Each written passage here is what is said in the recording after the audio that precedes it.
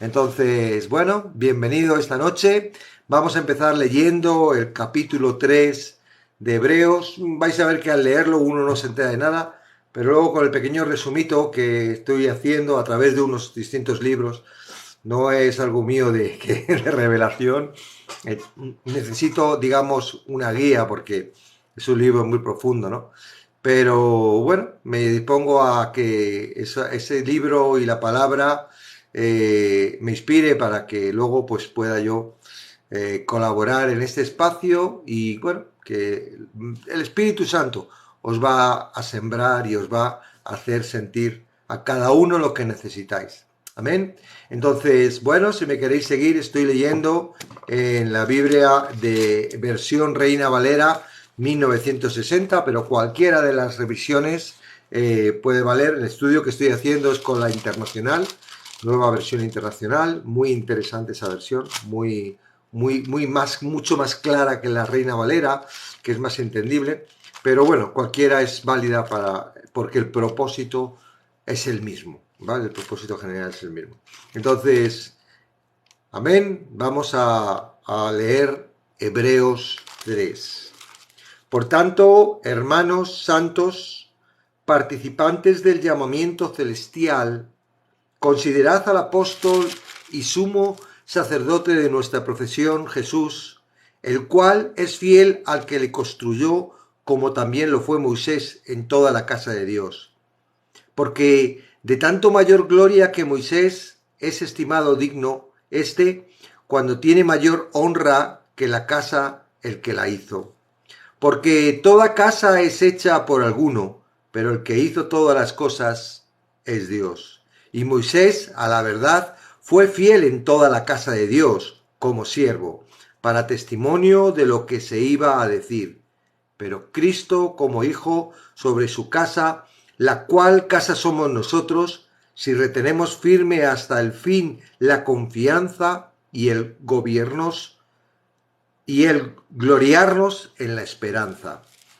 Por lo cual, como dice el Espíritu Santo, si oyereis hoy su voz, no endurezcáis vuestros corazones, como en la provocación en el día de la tentación en el desierto, donde me tentaron vuestros padres, me probaron y vieron mis obras 40 años, y a causa de las cuales me disgusté contra esa generación, y dije, siempre andan vagando en su corazón, y no han conocido mis caminos, por tanto, juré en mi ira, no entrarán en mi reposo. Mirad, hermanos, que no haya en ninguno de vosotros corazón malo de incredulidad para apartarse de Dios vivo. Antes, exhortaos los unos a los otros cada día, entre tanto que se dice hoy, para que ninguno de vosotros se endurezca por el engaño del pecado. Porque somos hechos participantes de Cristo, con tal que retengamos firme hasta el fin nuestra confianza del principio. Entre tanto que se dice, si oyereis hoy su voz, no endurezcáis vuestro corazón como en la provocación. ¿Quiénes fueron los que, habiendo oído, le provocaron? ¿No fueron todos los que salieron de Egipto por manos de Moisés? ¿Y con quienes estuvo él disgustado 40 años? ¿No fueron con los que pecaron, cuyos cuerpos cayeron en el desierto? ¿Y a quienes juró que no entrarían en su reposo, sino aquellos que desobedecieron? Y vemos que no pudieron entrar a causa de la incredulidad. Bueno, ahí he visto, veis, tengo ahí arriba al pobre que está con interrogaciones. Hay una grada advertencia que vamos a ver, hay una exhortación y que en ese tiempo el escritor entendía que era necesario decírselo a estas personas que, como habéis visto, es muy curioso, ¿verdad? Dice, ¿a quién va el escrito? Dice, por tanto, hermanos santos. Santos se está refiriendo a los que han creído, a los que forman parte de la congregación, y los está llamando santos, ¿verdad? Participantes, ¿verdad? Cuando uno cree en Jesucristo, cree en su redención, se hace participante del grupo, ¿verdad? Y somos hermanos. Entonces es interesante ver que no está hablando a una persona que no conoce a Dios, está hablando a un conocedor de Jesús, de Jesucristo, a un conocedor de la palabra y que está en una reunión, ¿vale? Entonces a eso se está hablando. Entonces, en los versículos, primero, en los versículos de 1 y 2, se nos desafía a considerar a Jesús como la paradigmática imagen de la fidelidad. Él es fiel. Aunque nosotros no seamos fiel, Él no se puede negar y sigue siendo fiel. Esto es una promesa impresionante. En esta exhortación, el autor compara al Hijo de Dios con Moisés. Jesús fue fiel al llamamiento de Dios para su vida, igual que lo fue Moisés en las tareas que le designaron. En la primera parte, en el primer capítulo, el autor de Hebreos estaba comparando y diciendo, el Hijo es superior a los profetas, el Hijo es superior a los ángeles. Y ahora está diciendo que el Hijo es superior a Moisés. Moisés era una figura muy importante y lo sigue siendo para el mundo hebreo. Y entonces aquí está diciendo, ¡hey! Sí, Moisés es importante, Moisés fue obediente, Moisés llevó... pero Cristo es más importante. Sí, dice, en los versículos 3 al 6, el autor aporta la base para la exhortación de los versículos 1 y 2. Plantea dos contrastes entre Jesús y Moisés. Demuestra por qué es Jesús y no Moisés quien merece toda atención. Por supuesto, Moisés desempeña un papel importante, pero solo en la medida en que su fidelidad arroja luz sobre el papel del Hijo de Dios. En realidad, Moisés fue las primicias de lo que luego iba a ser Jesús. Participantes. Esta palabra en griego es metochoi. La misma palabra que en el versículo del capítulo 1, versículo 9, se vierte como compañeros. Es decir, participantes tiene que ver con una compañía, tiene que ver con la iglesia. Dino, te quité la sanción para que pudieras participar, pero te pido que seas respetuoso. ¿Vale? Si te consideras una persona sabia, sé respetuoso, ¿vale, Dino? Gracias. En el mundo antiguo, esta palabra aludía a veces a compañeros con quienes se mantenía una estrecha relación, compartiendo una casa o siendo socios en un negocio. Participantes, ¿no? Estos creyentes comparten un llamamiento celestial, puesto que Hebreos describe la vida cristiana como un peregrinaje de seguimiento a nuestro gran sumo sacerdote, Jesús, hacia la presencia de Dios en el lugar santísimo celestial. Vale, ¿tú te consideras de parte de este grupo? Es importante que lo entiendas, porque si tú eres parte de la iglesia, si eres parte del cuerpo de Cristo, tú no puedes ser independiente, un ojo desviado o un brazo que vaya. No, tú eres parte de este metochoi, ¿vale? Compañero.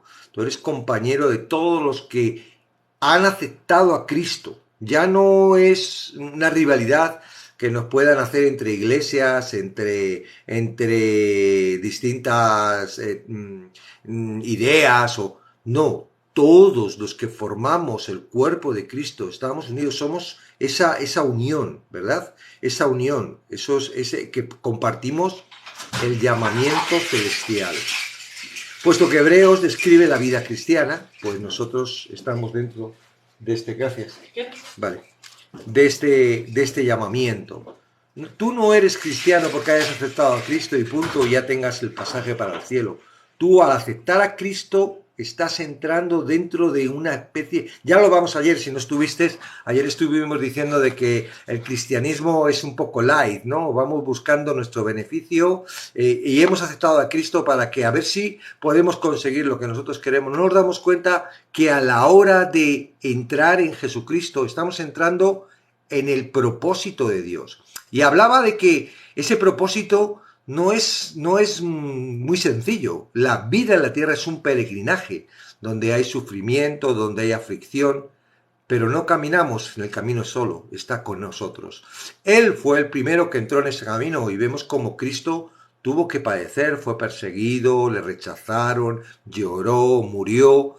Él fue tentado en todo y bajo esas tentaciones terminaba el versículo 2.3 dice, y el versículo 2 terminaba, pues en cuanto él mismo padeció siendo tentado, es poderoso para socorrer a los que son tentados.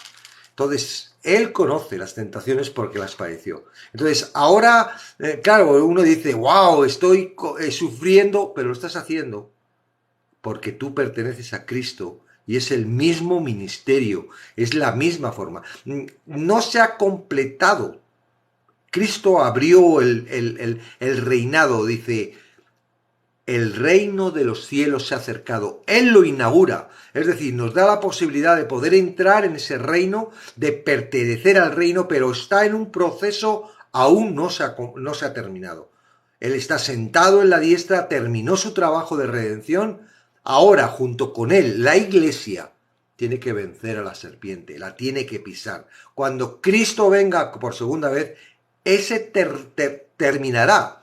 Para los que hayamos muerto, si no nos hemos sido arrebatados, pues iremos con él y los que estén en ese momento en la tierra, en ese momento, pues serán trasladados, que es el arrebatamiento. Entonces, ¿cuándo termina, digamos, ese proceso que está? Cuando venga Cristo por segunda vez. Mientras tanto, es una transición y hay un trabajo, tienes un propósito. Y si te has hecho siervo de Dios, a veces no es tan fácil. Cristo tuvo que padecer solito y vemos que hasta sudó sangre por lo que estaba padeciendo. Vemos a los apóstoles que no era ¡ay, oye, si eran apóstoles, qué bien, fantástico! Iban en Mercedes. No, ellos sufrieron, padecieron y la mayoría fueron sacrificados, ¿no? Vimos a los primeros discípulos en las persecuciones y aún vemos a muchas personas en muchos países que están siendo perseguidos por ser testimonio. No pasa nada. El morir es ganancia porque te marchas para Cristo, termina tu trabajo aquí en la tierra. Pero mientras estás en la tierra, no seas flojo, no seas flojo. Todo lo que te sucede tiene un propósito. Si realmente has entendido que Cristo te ha limpiado, te ha justificado, te ha perfeccionado para ser su siervo y estar a su lado y trabajar conjuntamente con Él a través del Espíritu Santo. Considerar. Esto lo vemos cuando dice en el capítulo, dice a Jesús apóstol, en el 3, ¿verdad? En el 2, y sumo sacerdote de la fe que profesamos, forma el núcleo de la exhortación del autor. Considerar. Vemos que hemos visto anteriormente la importancia de saber que Cristo es Dios, superior a los ángeles, ver cómo Él se hizo inferior a los ángeles, ¿verdad? Para pasar su ministerio, para morir como hombre, ahora está exaltado, ya vuelve a ser otra vez superior como los más superior a los ángeles, es decir, está sentado en la diestra de Dios Padre, ningún ángel se ha sentado ahí, ¿vale? Él es Dios, porque todo lo que nos ha ido llevando, ¿verdad? Hebreo nos muestra que los ángeles la adoran, que Él creó el mundo, todos esos conceptos, solo hay un Dios y Él es Dios. Con el versículo 3 comienza un tratamiento de contraste entre los dos grandes personajes, un contraste que pretende subrayar la superioridad del ejemplo de Jesús. No solo Jesús es grande porque es Dios, sino por su ejemplo, por lo que Él demostró cuando estaba en su ministerio en la tierra. Los versículos 5 y 6 que hemos leído, y Moisés a la verdad fue fiel en toda la casa de Dios, como siervo para testimonio de lo que iban a decir, pero Cristo como hijo sobre su casa, la cual casa somos nosotros, si retenemos firmemente hasta el fin la confianza y el gloriarnos en la esperanza. La confianza. Proclama a Jesús como digno de mayor gloria que Moisés, comparando sus respectivos roles terrenales. Llevados a cabo en fidelidad a Dios, el Padre, Moisés fue fiel como siervo, mientras que Cristo lo fue como hijo. Los versículos proclaman a Jesús, bien, puesto que no podemos ser considerados como casa de Cristo, sino mantenernos la confianza y la esperanza, hemos de atender a la amonestación que nos dirige en este pasaje del Antiguo Testamento. La expresión, como dice el Espíritu Santo, demuestra que el autor entiende que esta amonestación aporta una palabra directa, fresca y pertinente para sus oyentes. Considera el Salmo 97, 5 al 11, como una importante advertencia para quienes están en peligro de perder el rumbo. ¿Okay? Entonces, la amonestación la vuelve a coger a través del Antiguo Testamento, a través del libro de los Salmos, ¿no? Y esa amonestación es: si oyereis hoy su voz, no endurezcáis vuestros corazones. Ahora vamos a ver qué significa eso. Como en la provocación en el día de la tentación en el desierto. Como lo que hace, ¿os acordáis de la otra vez, de la otra exhortación? Primero hace la exhortación y luego dice lo que sucede, ¿no? Por no cumplir, por no hacer caso a la amonestación. Entonces, versículo 12. Mirad, esta es directa y viene hacia nosotros, porque nosotros somos parte de la iglesia de Cristo. Y aunque está escrito para esta iglesia de Hebreos, está escrita para nosotros hoy en día. Dice: mirad, hermano, que no haya en ninguno de vosotros corazón malo de incredulidad para apartarse del Dios vivo. Curioso, ¿verdad? Está hablando a la iglesia, no está hablando al pecador, está hablando al creyente. Y mira lo que dice: mirad, hermanos, que no haya ninguno de vosotros corazón malo de incredulidad para apartarse del Dios vivo. La primera de ellas confronta a los oyentes con una advertencia general dirigida a la comunidad. Los creyentes han de cuidarse o tener cuidado con ver, porque dentro de cualquier comunidad cristiana puede haber personas cuya apariencia externa no refleja la condición interior del corazón. El peligro está en que alguno de ellos tenga un corazón pecaminoso e incrédulo que los haga apartar del Dios vivo. Incredulidad, duda. Esto se produce en el corazón. Y hemos hablado, ¿verdad?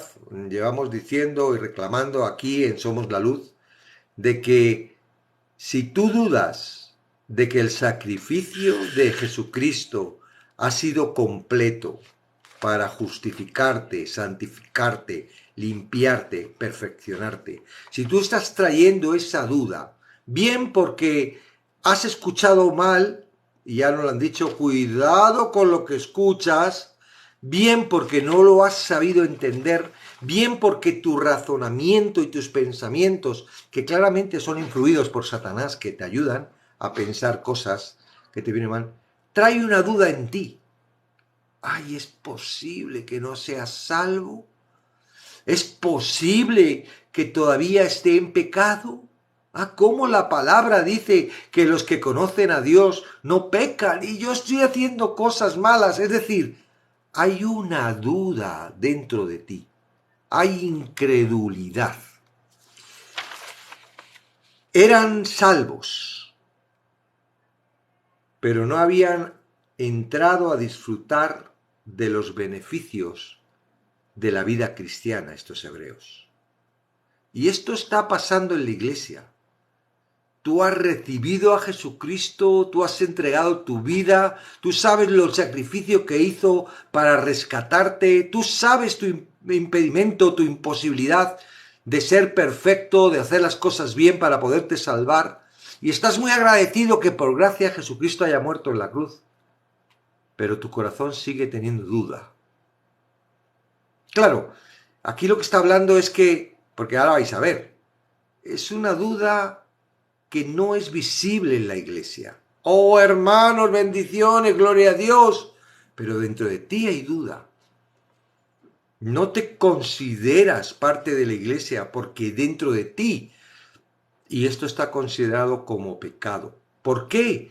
Porque no has llegado a alcanzar la gracia. Estás entre la gracia y la desgracia, entre creer y creer en tu pensamiento. Y creer en tu pensamiento es dejar de creer en la palabra. Tú tienes dos enfrentamientos. Tú estás pensando, soy pecador, y por otro lado la palabra te está diciendo, Cristo te ha hecho libre del pecado. Y ahí estás en la duda y entras entrando y no eres libre. Mirad, hermanos, que no haya en ninguno de vosotros. Es necesario que todos los que estamos en el grupo, en el cuerpo de Cristo, entendamos nuestra posición de limpieza. Porque no es un ministerio que vayamos a hacer independientemente. Es un ministerio que hacemos conjunto con Cristo. Somos un cuerpo. Cristo no vino para hacer llaneros solitarios. Vino para formar una iglesia. Y esa iglesia tiene que estar formada de personas que han entendido el mensaje, que han entendido lo que Él vino a hacer, que han entendido la posición que tienen. Porque de esa forma juntos van a poder realizar lo que Cristo estaba haciendo en la tierra.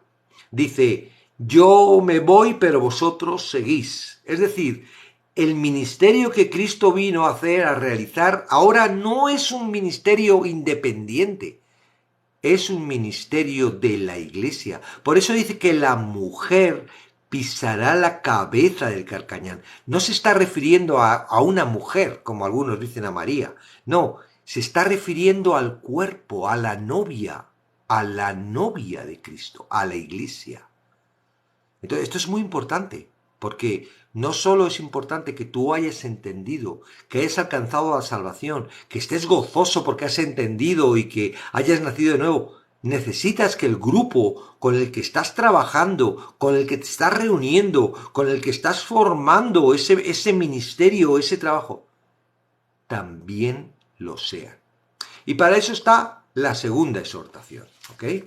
Dice en el versículo 13, antes, exhortaos los unos a los otros cada día, entre tanto que se dice hoy, para que ninguno de vosotros se endurezca por el engaño del pecado. Dino, porque lo dice la palabra y la palabra tiene autoridad. Yo estoy repitiendo lo que dice la palabra, Dino. Todavía me queda un poco, ¿vale? Por favor. Hay medio. Por favor, no a las 12, ¿vale? No puedo cortar. Ok, entonces Dino, escucha, a lo mejor se te pega algo, ¿no? Y en tu último respiro de vida aceptas a Cristo como tu Salvador y podemos luego verte en el cielo. Porque si no, vamos a echarte de menos cuando estemos allí. ¿De acuerdo, Dino? ¿Qué palabra? La palabra que nosotros entendemos. La palabra que Cristo ha escrito. Hebreos, el libro de Hebreos, que está escrito para gente como tú, pero bueno, que cree en Cristo. ¿Okay? Bueno, seguimos. Entonces, la segunda, versículo 13, la segunda exhortación. La segunda exhortación toma la forma de una amonestación positiva. Los oyentes han de animarse unos a otros cada día para que ninguno de ellos experimente un endurecimiento espiritual producido por el engaño del pecado.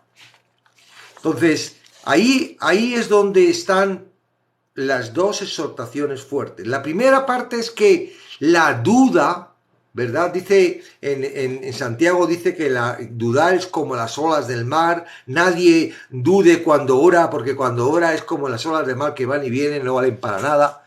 La duda es un gran enemigo.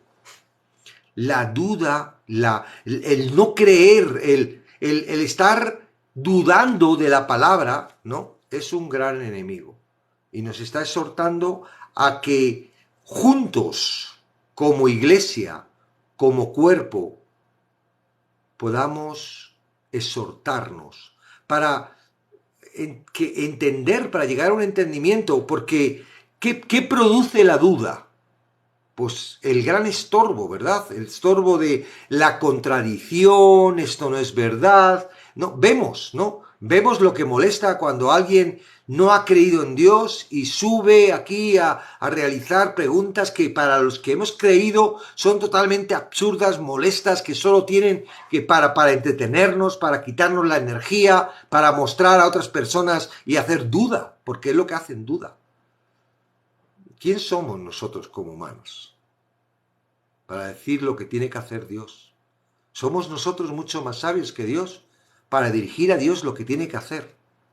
Eso es entendible en cualquier cabecita humana, sea creyente o no creyente. Si hay un Dios creador que nos ha creado, ¿por qué yo dejar de ser necios? ¿Ok? Entonces, después de esto, después de estas dos exhortaciones, concluye en el 3.19 con una declaración a modo de resumen que explica en esencia la incapacidad del pueblo errante para entrar en el reposo de Dios. Se debía a su incredulidad, vinculando así los conceptos de incredulidad y desobediencia. El ejemplo que tenemos es lo que nos pone. Dice, ¡ay! En el pueblo, gente que estaba esclava en Egipto, que vieron el poder de Dios para liberarlos. Todas las plagas, como cuando salen les llenan de oro, ¿verdad? Y de provisiones como para salir. Van por el desierto y en la primera dificultad ven cómo abre el mar rojo, ven que va una nube por encima, por delante, la llama de fuego por detrás. O sea, constantemente están viendo el poder de Dios, pero sin embargo, en el corazón de ellos había incredulidad. No creían, dice, ¡ay! No veían el propósito de Dios, no llegaban a creer que Dios les iba a llevar a ese sitio que emanaba leche y miel, ¿verdad? Esa tierra prometida, que ellos salen en busca, empiezan a ser errantes 40 años, para que Dios va quitando todo un corazón de esclavo, pero ellos tienen duda, dice, no vaya a ser como mis, ¿verdad? Que dice, no endurezcáis vuestro corazón como en la provocación en el día de la tentación en el desierto. ¿Cuál fue esa tentación? ¡Ay, para esto nos sacó Dios! Para morir en el desierto. Mejor nos hubiéramos quedado en Israel. Aquí nos ha traído al desierto a morir de hambre y no había nada más que queja. Y había nada más que... Y Dios tuvo que mandar las serpientes ardientes, ¿verdad? Que mordían y daban mucho dolor y la gente moría. Y el pueblo empezó a clamar y dice, ¡ay, que nos libre ese Dios! Ah, ¿ahora sí creéis en Dios? ¿Ahora queréis que lo libere? Y Dios pudo haber quitado las serpientes, pero no las quitó. Puso una más, una de bronce, que la levantó en un palo. Y es el símbolo, ¿verdad? Como la serpiente de bronce que Moisés creó en el desierto. Esa serpiente de bronce, eso es una representación de lo que Cristo iba a hacer en la cruz. Entonces esa serpiente estaba ahí, la gente le seguía mordiendo, le seguía escociendo, porque eran serpientes ardientes, era como fuego cuando te mordían. Pero los que creían miraban a la serpiente que estaba en el palo de bronce y no morían. ¿Qué te está diciendo la palabra? Te está diciendo porque dice, y no pudieron entrar en la tierra prometida. Todos los que salieron de Egipto no entraron. Los únicos que entraron fueron las generaciones, los hijos que nacieron en el desierto. Y te está poniendo, digo, cuidado con la duda, cuidado con lo que escuchas. Cuidado con tu falta de atención con la palabra, con tu debilidad. ¡Ay! Estoy más a gusto que me lo digan, que me lo lean. Estoy más contento cuando estoy todo el día metido en distintos likes, en el TikTok, discutiendo. Y no paro tiempo en la palabra. A ver qué me dicen. Voy a leerla. Voy a estudiar, voy a analizar, voy a verlo yo directamente. Quiero verlo yo. Yo era así, durante 22 años. Era como estos hebreos, a los que se dirige esta carta. Había creído, pero no estaba disfrutando. Ahora disfruto. Antes no disfrutaba. ¿Cuál ha sido la diferencia? La diferencia es que me he dado cuenta de que Cristo había quitado todo lo que me rodeaba, todo lo que impedía, para que yo pudiera tener una armonía directa, una comunión íntima directamente con Dios. Si tú sientes que tienes pecado, si tú te consideras pecador, no puedes acercarte a Dios.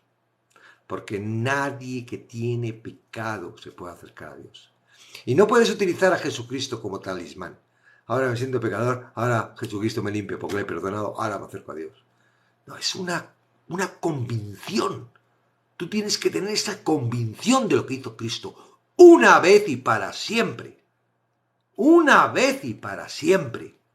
Ya, la misericordia de Dios te alcanza. No necesita Dios de tu fuerza. No necesita Dios de tu fuerza. No necesita Dios de tu tesón. No necesita Dios de tu interés. No. Dios necesita ¿de qué? De que confíes. El cual es fiel al que le construyó, como también lo fue Moisés en toda la casa de Dios, porque de tanto mayor gloria que Moisés estimó digno cuando dijo mayor, espérate, ¿dónde era lo dijo? Aquí, pero Cristo como hijo sobre su casa, la cual casa somos nosotros, si retenemos firme hasta el fin la confianza. Se trata de tener la confianza. ¿Qué es la duda? La duda es, hay veces que no, hay veces que crees, pero otras pero otras no. Otras veces crees, otras veces no. ¿Cómo? ¿Tienes duda o tienes confianza? Porque son como distintas, ¿verdad? No pueden ser las dos a la vez. Entonces, somos nosotros, casa, si retenemos firme. En vez de estar pensando en lo que tienes que hacer para agradar a Dios, ponte a pensar por qué no eres capaz de tener esa confianza. ¿Por qué no eres capaz de tener esa confianza? No puedo. No, mi mente me tabúa, me estás diciendo cosas que... Claro, bueno, pues déjate, llévate a la palabra. Vuelve a leerte tranquilamente Hebreos 1, 2, 3. Y te lees también 4, que vamos a empezar el lunes, para que ya lo vayamos por delante. Pero no así rápido, no, porque no es de leerlo, es de meditarlo. Medita en la palabra. Ay, piensa, pregunta al Espíritu Santo, ¿por qué es esto? ¿Y qué querrá decir con esto? Y así. Y no seas débil, no vayas a los comentarios. Hay gente que va directamente al comentario, no va ni a la palabra, directamente al comentario para que el comentarista le resuelva. El comentario es hecho por una persona y dependiendo de esa persona, pues así te va a dirigir. Deja que el Espíritu Santo, deja que Dios, a lo mejor al principio no entendía, al principio no tenía el gozo que tengo ahora, porque ahora me viene el entendimiento, y no de todo. No de todo. Hay veces que a mí me hacen, oye, José Luis, esto, porque se creen que yo me lo sé todo. ¿Y qué va? Y yo digo, pues se lo tendré que preguntar a mi pastor, porque es verdad que no entiendo qué quiere decir. Otras veces sí, ya lo he entendido, ya. Pero otras veces no. Entonces, La duda, ¿verdad? La duda. Porque somos hechos participantes de Cristo, el 3, ¿vale? 3:14. Con tal que retengamos firme hasta el fin nuestra confianza. Otra vez. 2 veces en el mismo capítulo lo repite. Entre tanto que dice, si oyereis mi voz. ¿Cómo la oyes? ¿Quieres oírla ahí físicamente? Ten cuidado. A ver si va a ser una voz muy suave y muy bonita de un ángel disfrazado de luz. Si oyeres hoy mi voz. ¿Quieres escuchar la voz de Dios? Lee la palabra. Esa es la voz de Dios. No endurezcáis vuestro corazón. ¿Qué es un corazón duro? Un corazón duro es un corazón incrédulo. Un corazón que se hace duro y no entra. Tú imagínate, en la parábola del sembrador lo habla como el camino.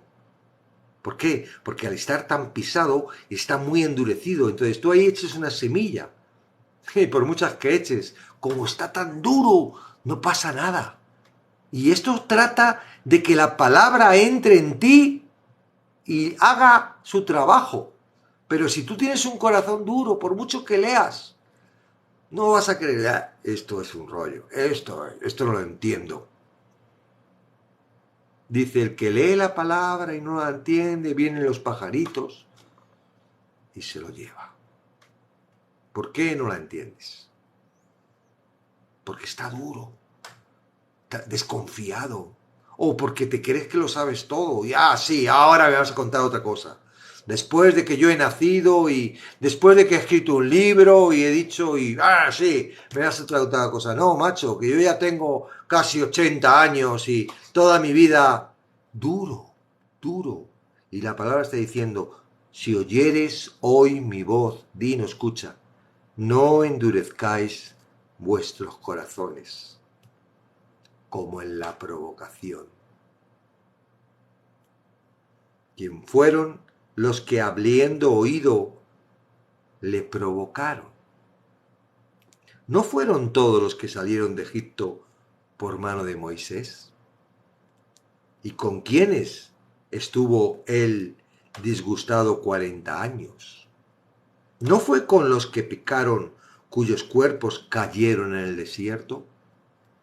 ¿Y a quiénes juró que no entrarían en su reposo? O sea, es serio, porque te juegas no entrar en su reposo.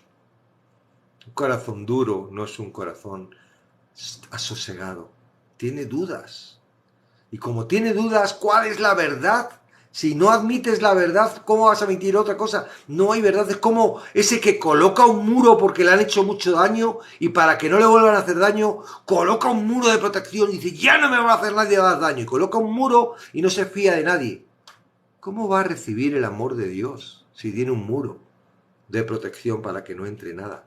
Claro, no entra el mal, pero tampoco entra el bien. Porque está endurecido, está bloqueado. Ya no voy a... No. Consiste en dejarse confiar. ¿Te pasa algo? Directamente. Esta es la diferencia entre uno que tiene el corazón endurecido y otro que confía en Dios. De repente te pasa algo malo y... ¡Así es como me tratas, Dios! ¿Esto es como tratas a tus hijos? ¿Cuántas veces te he orado y mira, todavía me tienes en necesidad? Quejas. ¿Alguna vez te has puesto así con Dios? Diferencia a un corazón, Señor, no entiendo, pero te pertenezco. Ayúdame, lo estoy pasando mal. Sé que esto la estás permitiendo y tiene un propósito, no lo entiendo. Y si el propósito es que te clame para resolverlo, pues aquí estoy. Pero si no, que se haga tu voluntad. Esa fue la oración de Cristo. Pasa de mí esta copa, pero que no se haga mi voluntad, sea la tuya. ¿Y quién juró que no entrarían en su reposo? Sino aquellos que desobedecieron. Y vemos que no pudieron entrar a causa de la incredulidad. Hay gente que cree que Dios es misericordioso y que a la larga, al final, Dios me va a perdonar. Dios no puede ir en contra de su palabra. Y no todos. Muchos son los llamados, pocos los escogidos. Y no es que Dios te escoja. Dios ya ha puesto el condición para ser escogido. Confiar, creer. La provisión que Cristo ha dado. Es crucial y es la segunda advertencia del libro de Hebreos. La primera era, hey, cuidado con lo que escuchas, no vayas a que resbales. Y esta es, cuidado con lo que no crees, con lo que dudas, con la incredulidad. No vaya a ser que no entres. Amén.